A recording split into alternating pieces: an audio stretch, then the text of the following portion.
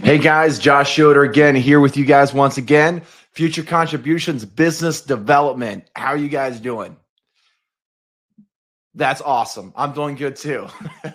It's exciting, guys. It's exciting. Businesses can challenging. It gets exciting. It gets challenging again, and sometimes disappointing. So today, I want to talk a little bit about how to maintain resilience through diversity. And also, we're going to talk about our Kickstarter program at FC on how to launch and scale your business.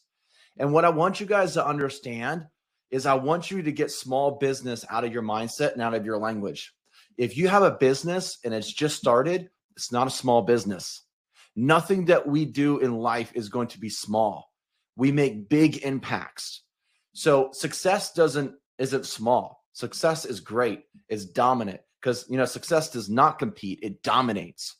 But when you think in a manner of a small mindset, you get small things into your world. We want big things, big dreams, big results. So again, we're not small businesses. We are just businesses growing to different levels. Because what is a small business? If you're judging yourself against, let's say you have $100 million construction business, and you're judging your business scale against Elon Musk. Well, you're a small business, but to me or to some other people, $100 million business is huge, right? So it's all in your thinking. We want to hone and we want to create patterns of thinking that will bring into our world what we want and what we want to achieve. Because the closest 5 people you hang out with is who you become, right? We've all heard that. But the thing is, you don't have to be around that particular person in face-to-face view in order to get what they know. You could hang out with people in books, on YouTube, on podcasts. I hang out with you guys every single week. You hang out with me. We rub off our talents on each other. And we just really create iron sharpens iron, right? So what things in your life right now, in your business specifically, do you want to change? Well, you need to go to the people who have went through what you went through and really study them and figure how they came through diversity. But it really starts with this, guys. It's really going to start with your reason why.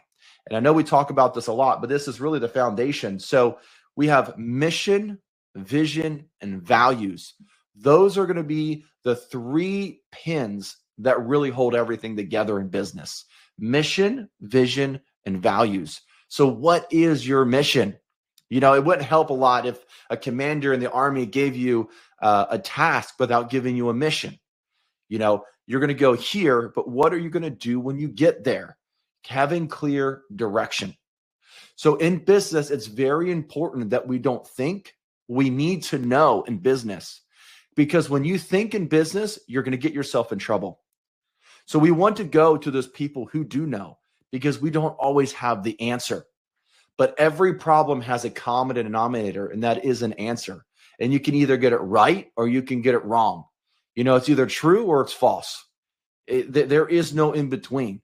In business, it is either the right direction, either you're moving forward or you're moving back. I gave an example several weeks ago. Maybe some of you remember that, defeat and success were having different pastures. They're having different sides. And there was a guy, and he wasn't sure where he wanted to be in his business, and he was mediocre. He decided he wanted to go in between a defeat and success and sit on the fence. And as he sat on the fence, defeat came over and said, "Hey, why are you on my side?" And the guy said, "I'm not. I'm on the fence." And defeat said, "I own the fence." So you're either going forward or you're going back. I want to be going forward. Unfortunately, if building a business was easy, everybody would be doing it, and they're not. But many have, and many fail. That's why more businesses that start fail than those who succeed. So in business, it really comes down to these 3 things why businesses fail. Because everything that comes out of what we're going to talk about today really creates your makeup. Because if you have a clear mission, that's great. If you have a mission and you know exactly what you're going to do and have the tactical advantages and all this other stuff, and it's really clear. Let's say your mission is to start a siding business. And you're going to go start that siding business. This is your mission, right? Well, the mission is the appointed task. The vision, however, is what's going to give you clarity of that task. Let me explain. You want to start a siding business. Well, you start the siding business. That's your mission. What does it look like, though, when it is started?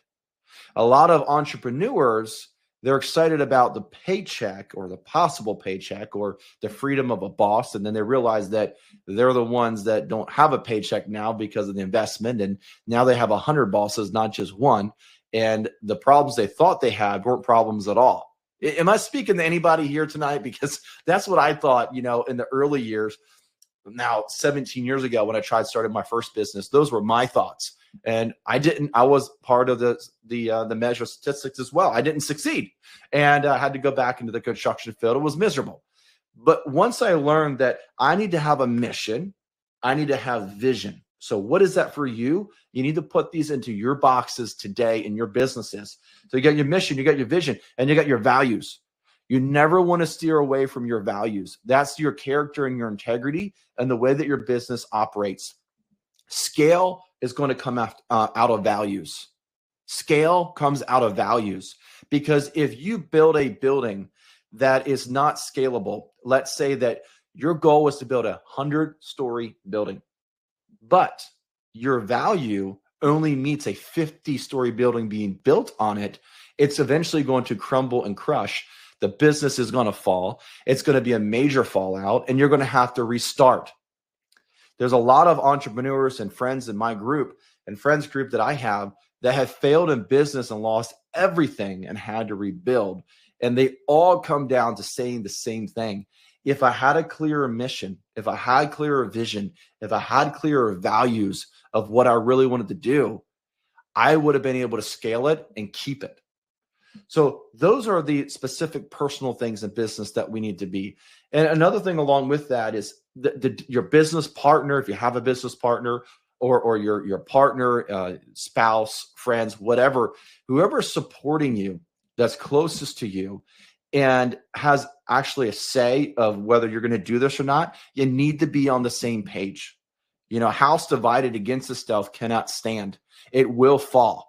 Have you ever heard the term, build your house on the rocks, build it on the stone, not on the sand, because when the storms of life come, that foundation is going to get washed out. So if I'm saying anything tonight, I'm saying this: make sure your personal, your physiological, your mental space is solid. Your spiritual life is solid. And then everything else that comes against you is going to be able to be defeated, because it's not what you're going through, it's what you're going to. So looking at this next, after stemming out of the mission, vision, and values, we have these three most important items that come out of this. And that's going to be your why, your mission and purpose. We have your what, value proposition, and your how, execution and strategy. I'm going to say it again. We have your why, mission, and purpose. That's your why, your mission, and your purpose.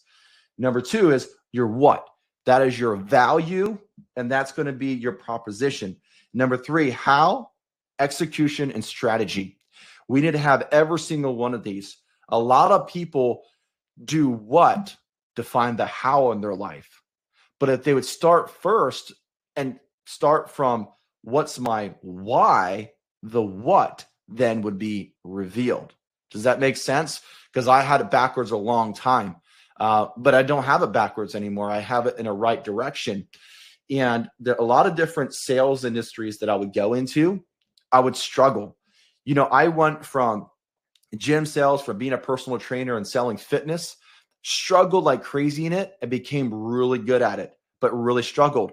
Well, then I changed over into the auto industry, sold cars for a while, and I really struggled in it. But eventually within 3 to 6 months became number one in the industry.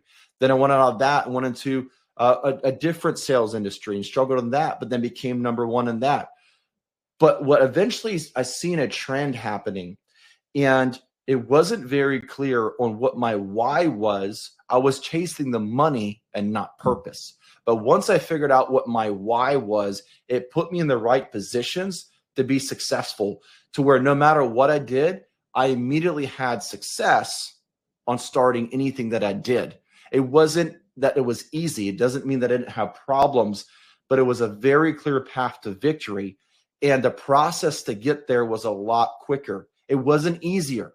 In a lot of cases, after I had my why, my what, and my how aligned, all those three, it actually became harder. And the reason it became harder is because I was putting myself in a position most people would not be willing to put themselves in. But my mindset and my why, my what, and my how were so strong that it didn't matter what was happening to me because I knew where I was going to, it was worth it. So that's what you need to figure out for yourself, guys, because it's not about, comfort, success. Success does not live where comfort relies. We got to move past the place of comfort. Comfort is the enemy of great. If you want to be comfortable and reach a certain level, that's just like we were saying before, that once you build your building to a certain height, it only can maximize to the value of the height that is built at. But where do we really want to go? What do we really want to support? So next we're going to have in this proposition, after we got our mindset right, we have our vision right, we have our foundation right, we're going to have what is our actual business plan. This is when we actually put it to paper. What is our business plan? If you do not have a written business plan, number one, short-term 6 months. Number two, you're going to have a 1.5 to 2 year plan. Number three, you're going to have a 5-year plan. And lastly, number four, you want to have a 10-year plan. You need to have these years measured out. Why? Because you want to start with the end in mind. Because what happens is if you start with the idea in mind, you only scale to what you can think of now. And that's limited thinking, that's small business thinking. But if you think about where do I actually optimally want to end up in life with this business and say, okay, I want to be here. Well, that'll tell you exactly what you need to do, what you need to turn, what directions you need to go, who you need to partner with, where you need to start, how big or how small you need to start out. All of that is going to dictate it, right? So it's not just about winging the business and just going out there and see if it sticks just because somebody else had success. I mean, how many of us are heard of the businesses and we just go out there, we want to do them because it sounds so great.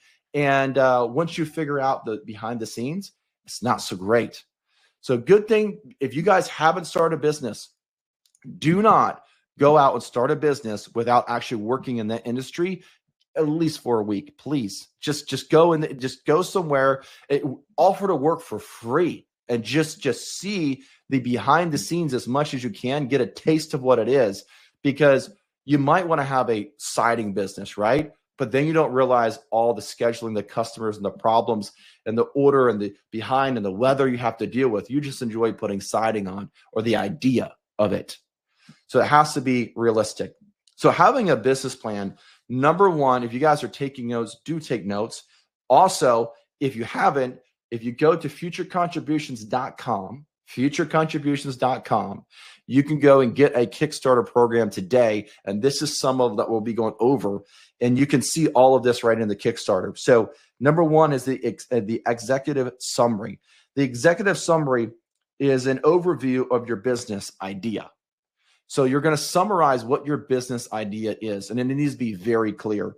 Number two is your company description. What does it do? You got to describe your company. So a detailed explanation on your business concept, history and legal structure. History and legal structure. Remember the 4 pillars of business? We're going to have financial, legal, we're going to have systems, sales, and marketing. Every business is going to have that. If we have that set up correctly, we're going to be able to scale appropriately. Next is the market analysis. Tony can speak on this. He's amazing at marketing. And when you do an analysis, you need to find out who your competition are. You ever hear the saying that, and I hate to say it this way, but you want to keep your friends close, but your enemies closer. You want to know who you're competing against. Okay. You want to know exactly what they're doing to be successful. You don't want to necessarily copy somebody. You want to study them. Because if you want to be a unique business and stand out, please don't do exactly what somebody else is doing and do exact same colors and the exact same talk and the exact same videos and the exact same everything. They will beat you, because a lot of times a business is successful because they stem from their why, their what, and their how, and their 3 missions of purpose. And if you do that organically, you're going to stand out because you're going to be different, because everybody has a calling. Everybody is different. Everybody has a purpose. Everybody is unique. And too many people are trying to be a copycat when they should be original, because every one of us are original. None of us are alike. None of us are better than anybody else. We all have our individual strengths and calling, and we all come together and unify in our uniqueness. We can unite in an impact and make a difference in the world. And that's what we want to do in business, right? So when we have that with a market analysis, we are studying our competition and finding out how they tick, how they work, how they became successful, and ultimately, how can we steer around the pitfalls that other businesses went through in the same industry? And then figure out, hey, what's my acquisition cost? How much are the leads actually going to cost me? What's the average closing ratio in these? Where are they marketing? Where is it most effective in their marketing? All of this stuff is so important. Every one of these are so important. I can't emphasize one over the other, but all of them need to be equally as taken as importance. Number 4 is products and services. You need to have a detailed description of your products or service, emphasizing their features, benefits, and how they address customers' needs. It's important that we have the products and services, because we can have all the business structure, the legal and financials and sales and marketing. But if we don't have our products and services down to a T, meaning quality work, or the services being done actually meet a 5-star standard, well, you're not going to go anywhere. You could have the best business structure in the world, best sales team and marketing, but if you're getting bad reviews and bad word on the street, you're not going to have a business. So products and services, we need to dive into that. Marketing and sales strategies. Now, that's different than market analysis. Market and sales strategies is outlining of your market approach, including broad advertising, social media, and public relation efforts. So this is a little bit more on the sales strategies, on how we're going to unify as a front and partner with. See, business is not meant to be, how would you say it? Business is not meant to be an individual thing that we do. It's meant to be not a kingdom, but an empire. You know the difference, right? Between a kingdom and an empire. A kingdom is when there is one ruler overall and his throne sits higher than everybody else's. But a kingdom is when a bunch of kings come together on the same level of respect for one another for a greater good for them and their people. So what can you align with? What alliances can you make in your industry that would not be a convolutive, counterproductive, that would not be the word that I'm looking for, is you wouldn't steal business from each other, but it would complement, right? That's what I'm really trying to say. If you can find those alliances, what you could do from that is something greater than what you could have done by yourself. So in that, I'm saying, if you have somebody and you're the trade businesses, let's say, again, using a siding business analogy, and you have that business, well, what other construction business would be in the same industry as far as exteriors is used? So if you have somebody that is a concrete guy or a roofing guy or a window guy, a lot of times those things people are going to ask, hey, what other services do you do? Well, we don't do this, but I know this guy who does this. So you guys can trade business back and forth and speak for one another. And that's what I'm talking about with the alliances. And then we have number 6, organizational structure and management. So organizational structure and management. As when you're first starting out, this is not going to be near as important. But again, we're starting with the end in mind, right? So we're not just building a year plan, 6-month plan. We're building a 10-year plan. Well, eventually, you get to the $1 million mark in revenue, you're going to have some kind of structure management. After about $300,000 to $500,000, you're going to grow past just you. You're going to have to start hiring somebody. So we're going to talk about that in the next coming weeks. When's the proper time to do those things, and when financially does it make sense? We're going to get on to all of that. But right now, that's what we want to be looking at, is we want to be able to scale our businesses. And the next, we're going to have, financial projections. Very important. You don't want to build something before you calculated the cost of something. We want to know how much is this going to cost us. We want to know how to budget this. And funding, right? Getting the funding the request. I mean, there's different ways you can do this. You can do it a slow way, and that is just pulling out of the own money that you have, saving up for it, only spending what you can have, or you can get investors, a business partner, collaboration with different people to get more money. You can go to the banks, you can get lines of credit. There's so many different angles. But again, this all ties back to your vision, mission, and values, doesn't it? So we want to know, if I'm going to go get a loan, does this align with this on the direction I want to go? Because if it doesn't, then there's your answer. See, successful people are able to make quick decisions because they have it very clear in their head at all times where they want to go. Successful people do not have to get ready. They are ready, because you don't have to get ready if you're already ready. So we want to know, as successful people, you should be able to make a decision really quick. And if it's taking you a long time to make decisions, it's because you don't have a very clear insight of where you want to be in life. That's a very clear indicator. That's a very clear way to find out where you actually are as a state of success. Is, hey, if it's taking me a long time to make a decision on something that's not really a big deal but should be made quickly, that's a problem. We're not clear enough of where we want to go.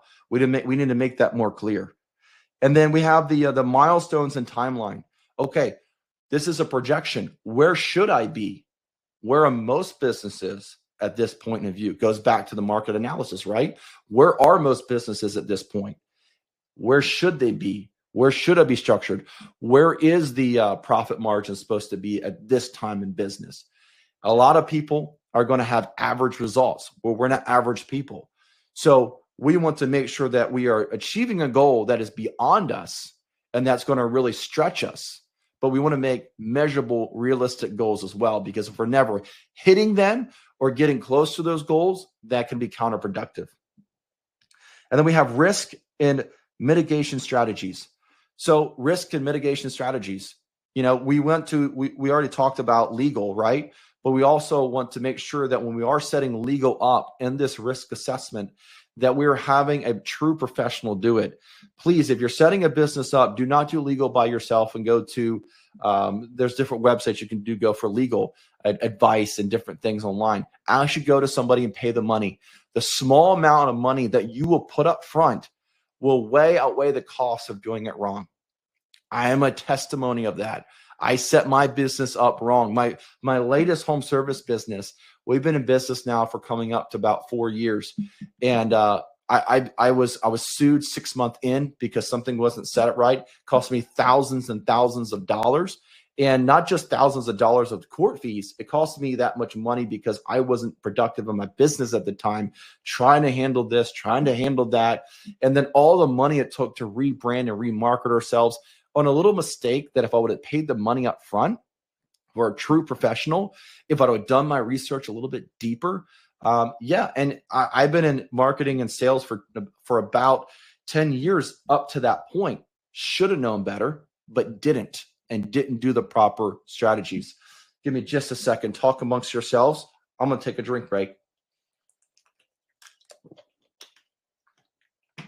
So in looking at that, we're coming down here to the last one here, and that's going to be the insights of your business. Once you have everything put together and packaged, and you have these 11 steps all put together, you want to get insight from somebody outside of your perspective. Make sure, though, that this is somebody who has the same outlook in life that you do to as far as expansion, not somebody who is safe, not somebody who is reckless, but somebody that's going to challenge you and somebody that you trust. To take a look at it and say, hey, is this realistic? And that's where a business coach really comes in, guys. This is not where you go to your dad. This is not where you go to your brother or your Uncle Joe. This is where you hire a professional and get true professional coaching. Because if you do that, they've been through things, they know things that you don't know, and you don't know what you don't know. But they can simply take a look at this and say, I would tweak this, I would do that, I would do this. That little bit of advice could save you years of time. It could save you hundreds of thousands of dollars, and it could hold you back in a position to where you can never get over the hump of success. This is going to be so important that we surround ourselves with like-minded people that are moving the same direction that we are. Next week, we're going to talk a little bit about branding and branding ourselves as a business. A lot of people misunderstand branding and marketing. Understand that branding is not marketing, and marketing is not branding. Marketing is advertising what you do. Branding is saying, this is who I am. So marketing is saying, this is what I do. Branding is saying, this is who I am. So this is the service that I perform. I'm going to come out, I'm going to put siding on your roof. I'm going to put siding on your roof. That's a bad siding company. I'm going to put siding on your home. And this is going to be the different materials. This is the warranties and guarantees. Or branding is, this is why we're in business. We are in business to make the community a greater place, making every house a better looking one house at a time. Our mission is to fill it in the blank. That comes down to your mission, vision, and values. And in that branding, people don't buy what you sell. They buy what you're selling is going to do for them. If somebody is buying this phone, they're not buying the phones on look alone because they're going to want to use it. What is it going to do for them? Is it going to make the time that they have in their day, is it going to save them time? Is it going to save them convenience? Is it going to bring them closer to the people they love the most and communicate more? It's not what the phone is, it's what it does for you, right? And that's what branding is, and that's what we're going to get into. So just remember, as we're approaching the end of the year, really get serious on those goals. They're still achievable, guys. Those goals are absolutely achievable. The goals that you set in January of last year, of 2024, are 100% achievable, guys, right now. Now, in my business and my home service business and things, we actually surpassed our goal for this year. I couldn't be more proud of my team, and other people that we are coaching are succeeding and surpassing their goals. And that's awesome. And I know some people, though, that are not reaching their goals. And that's not a bad thing either. It means they set such a high bar that at least, you hear the saying that if you shoot for the stars, you at least land on the moon. You want to go, at least you're farther past than you would have been if you didn't set a goal. And that's okay. But don't give up on your goals. Reallocate, measure, because you cannot track what you don't measure. You can't measure what you don't track. So just remember, coming into 2025, we want to run to the finish line. A lot of times over the holidays, people just relax and take it easy. I'm telling you, if you stay ready, you don't have to get ready. It's important to take those personal times, but you'd be surprised. It doesn't take that much time to recuperate, relax, and prioritize your life. Be where you are, guys. Be where you are. If you're at home, be at home. Be with your family. Don't be on your phone. Don't be calling customers. Real quick, in the next minute I have left, when I wake up in the morning, I'm logging different jobs and doing some computer work and checking my emails. Then I'm going throughout my day and handling my task. But I only handle customer problems on an allocated time of a day. So around 5 o'clock, I allocate the time to however long it takes me to about 6 o'clock. I'm going to take care of any problems in the business, unless it's an emergency and a customer really needs me to call them. That is when I'm handling those issues. I'm not just picking up the phone all day long handling problems, because I want to make sure that I am staying perfectly focused on being where I am. I'm with this customer. Now I'm here with this customer. Now I'm here with my family. Now I'm doing this. Now I'm doing this. I'm not going to get pulled in 5 different directions, because nobody actually multitasks. Your brain actually could only do one thing at a time. It might do it really quickly, back and forth, but it's not efficient. So efficiency is going to really be the key to success in business. So knowing exactly when these times are going to be is going to be important for your business. I hope this helped you guys today. Again, go to Future Contributions Business Development, futurecontributions.com, Kickstarter program. Everything we've been talking about today is straight from there. It's a time you transform your business today. Have a great week, guys. I know you can do it.